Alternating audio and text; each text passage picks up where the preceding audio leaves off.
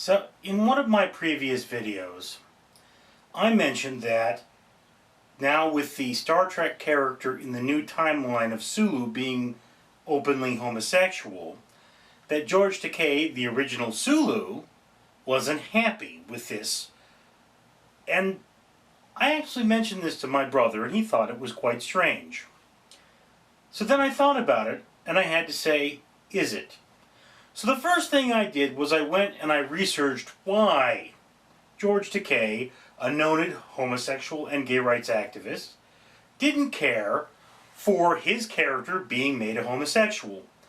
The first part being that clearly Sulu originally had a wife and family, now apparently has a husband and family, and apparently Mr. Takei felt that this was a departure from Roddenberry's vision, which Gene Roddenberry, or Roddenberry, depending on how you want to pronounce it, I'm not exactly sure, was a very progressive writer. He wanted a very progressive Star Trek.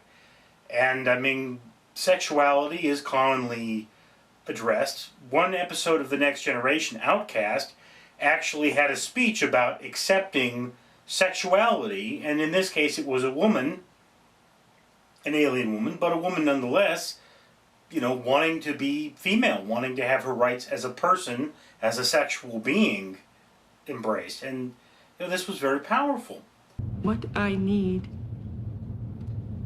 and what all of those who are like me need, is your understanding. But then I had to ask myself, is Sulu being a homosexual in this timeline truly LGBT friendly? Because let's just think about it for a moment. The two timelines are both considered events that actually happened in this universe. So somewhere, or rather in the multiverse, so somewhere there is a Sulu who is a heterosexual who has a child with a woman. And these two characters could theoretically meet at some point in the future movies. So, why is this Sulu gay and that Sulu straight?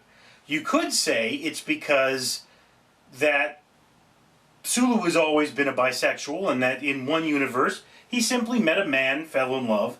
In another universe he simply met a woman and fell in love. But another way of interpreting it is that there was an event in this universe that didn't happen in the other universe that caused Sulu's character to become a homosexual. And this is not really a flattering thing to say about homosexuals, because the new timeline being constructed through violence would imply that it's very possible that Sulu was impacted by some violent or unfortunate thing and therefore became a homosexual. And that's a terrible way to look at it. That's not at all LGBT friendly. I'll tell you this much. I worked with homosexuals very closely because I worked with the homeless for 4 years.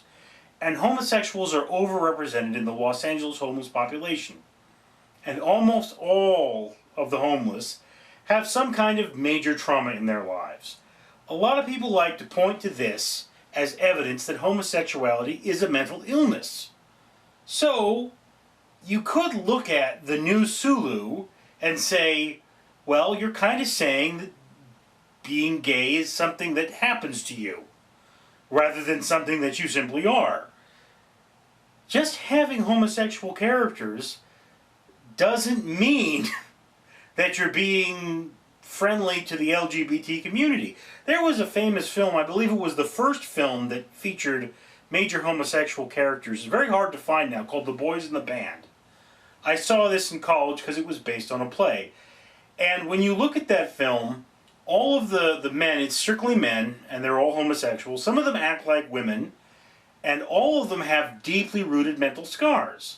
So, whereas certainly there are homosexuals that resemble the characters in this film, this is simply not how you really want to depict homosexuals. How you would like to depict how a homosexual, and I'm speculating here of course, how a homosexual would really like to be depicted, I would assume, and if there's a homosexual watching this, I would really like your opinion, that you'd like to be depicted as a human being that happens to be into the same gender.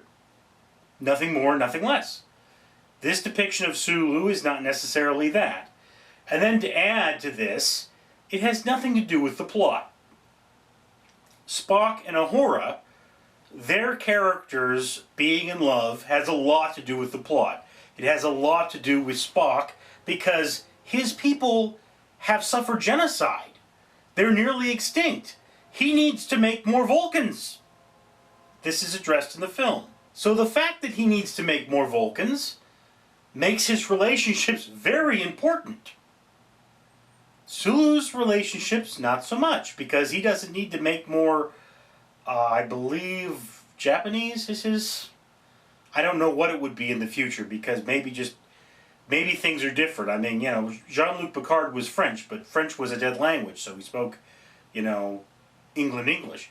That's one of those things you have to point out. So when you look at this, yes, okay, we're seeing more homosexual characters in film, but are we depicting them in an appropriate and reasonable light, or are we simply pushing the film to have these characters for the sake of having them? In the end, the way we should treat homosexuals is very simply as people. People and nothing more. People who have the same rights as we do, or at very least should. They should have the right to marry who they love, to live where they want to live, and do whatever consenting adult should have the right to do behind closed doors, or, you know, whatever consenting adult should have the right to do in public, for that matter. That's the nature of the beast there, is that, you know, you should look at a homosexual and say he's just another human being, or she's just another human being. And if we're shoehorning them into media for the sake of them being there, the real question is, are we doing that? Well, I can't answer you. I don't have that much of opinion of it, quite frankly. The day that I found out that George Takei was a homosexual, there was something on the news about it, and I thought, okay, why is that on the news? His sexuality should really be none of my business. But, hey, that's pop culture news for you, and, you know, Mr. Takei, wherever you are, whatever you're doing, I hope you're very happy. So that's my 50 cents on the matter. I grant I haven't cleared it up any. But I'd love to hear what you have to say down in the comments below. And if you'd like to see more of these videos, please subscribe and maybe show this a like. Because intelligent discussion should always be something intelligent people should do.